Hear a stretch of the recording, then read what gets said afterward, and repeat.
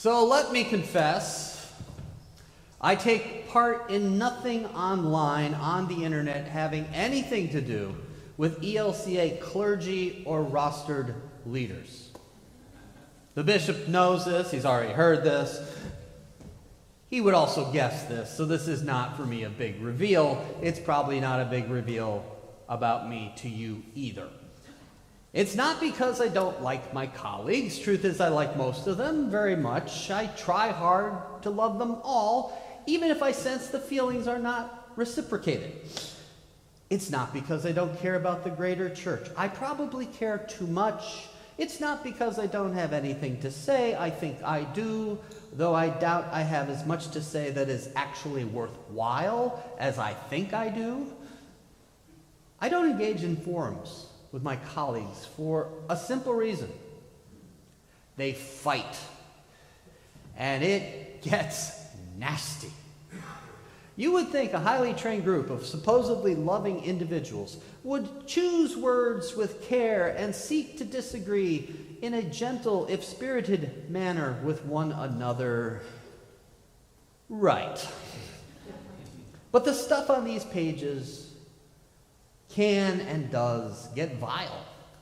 So vile, another beloved colleague prayerfully confessed to some of us last summer that for the sake of her mental health, she had made the hard decision to walk away from these discussions, obviously feeling guilt about that. I told her I had left not so prayerfully years ago as a matter of simple survival. And honestly, because I was being drawn into the nastiness, and I knew I should not go there.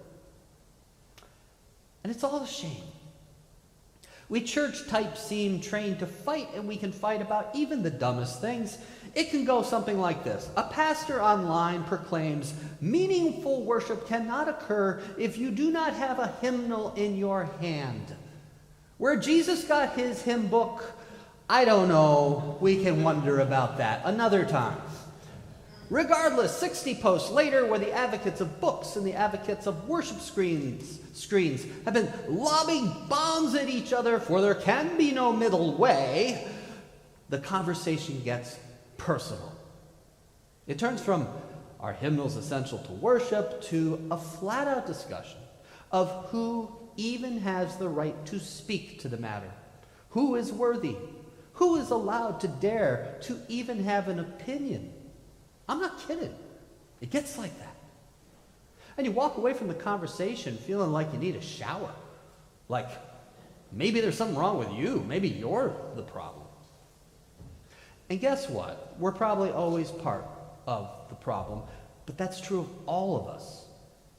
And the purpose of these groups is partially, at least, to build us up to care for you, for our churches. Not break us into useless bits, but that's what we do. We judge each other, pound on each other, and the divide becomes greater. With no concern about how words angrily pounded into a chat from behind the security of a screen might damage another, might alienate, might assure there will be no unified way forward, and it stinks. I read it and I think, what is Jesus thinking? I read it and I think, I know what Paul is thinking. A robe does not hide the fact that church leaders are human, like everyone else. And human nature loves division, even if we don't love it when it's happening. Look at our college campuses. Division. Look at the situation in Gaza or in the Ukraine. Division. Look at our political landscape. Division. Look at our discussions on global warming, poverty, taxes, diversity, equity, and inclusion, the rights of indigenous peoples, reproductive rights, division. A thing happened this week. I think a brave and good thing. The United Methodist Church did what we did a long, long time ago. It affirmed the rights of LGBTQ+ persons. How did it happen? the United Methodist Church allowed UMC congregations to walk away in anticipation of this decision, and 1 in 4 in the U.S. did. They left because they knew this was going to happen. It was the largest denominational divide in the United States since the Civil War. 10 times more UMC churches in America split the denomination than left any other church, including the ELCA, over like issues. 10 times more. Oh, in the African churches, UMC has been a worldwide communion. They'll probably walk to. Human nature loves division.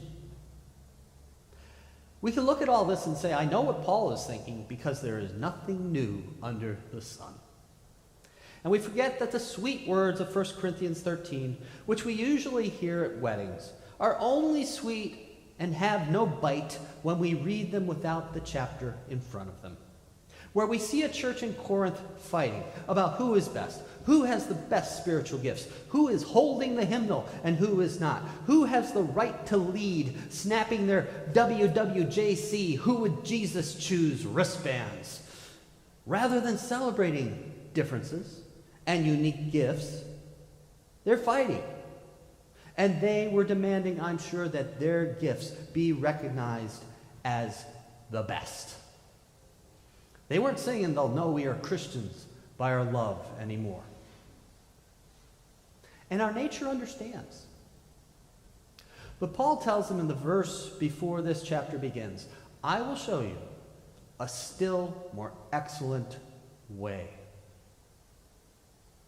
The funny thing about being a Christian, you can do all kind of Christian-y, Bible-y stuff, wear your who would Jesus choose bracelet with pride and be confident that he would choose you with your opinions and your gifts first. You can memorize your Bible verses, go to church every Sunday, tell everyone how you got saved, and still look down at your nose at those you disagree with or at those who frighten you. You can profess to love those you spread rumors about or seek to marginalize because they don't line up with your opinions on how people are to dress or to act or to love. You can be like the Corinthians and say, if you don't have certain gifts, speak in tongues, point to a conversion experience, you ain't saved, baby. Heck, there are whole churches who look down at whole other churches in this way. Believe me, the United Methodist Church's name is being taken in vain in a lot of places today. But while that's the funny thing about being a Christian, doing all the Christian-y things while hanging on to every one of our opinions and attitudes, all of that falls short of Paul's more excellent way. All of that falls short of really following Jesus because that does not embrace love.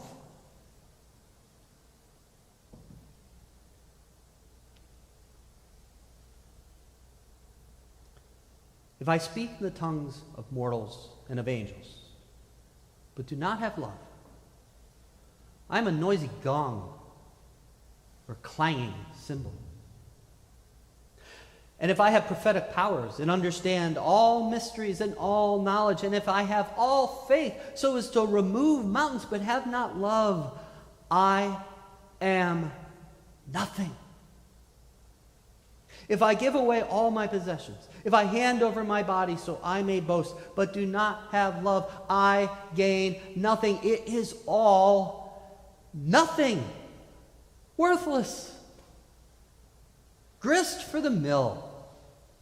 None of that is patient and kind. None of that will prevent us from being envious or boastful or arrogant or rude. None of that will keep us from insisting on our own way or from being irritable or resentful. None of that will keep us from rejoicing in wrongdoing and rather rejoicing in the truth. None of that will help us bear all things, believe all things, hope all things, endure all things. And unlike love, none of that will ever, ever, never end.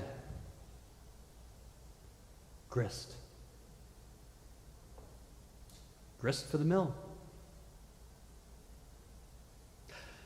To borrow from Rolf Jacobson of Luther Seminary, this chapter, this hymn of love, gets put into the sweetest music by some choir, like my friend Hal Hobson.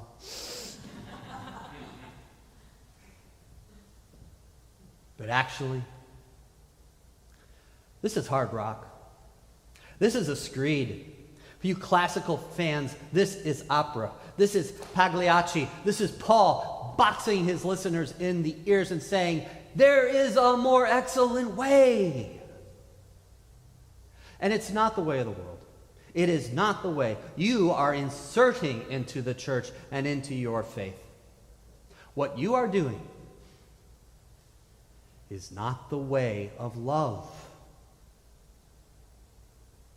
In a world where we can't seem to agree on anything, where government can't seem to get anything done, where churches divide and leaders squabble, in a world where the rich just get richer and the poor poorer, and anger between the oppressed and the privileged grows, in a world where people have become afraid to speak for fear of being judged, or too anxious to speak in the lust of judging others, we need the more excellent way.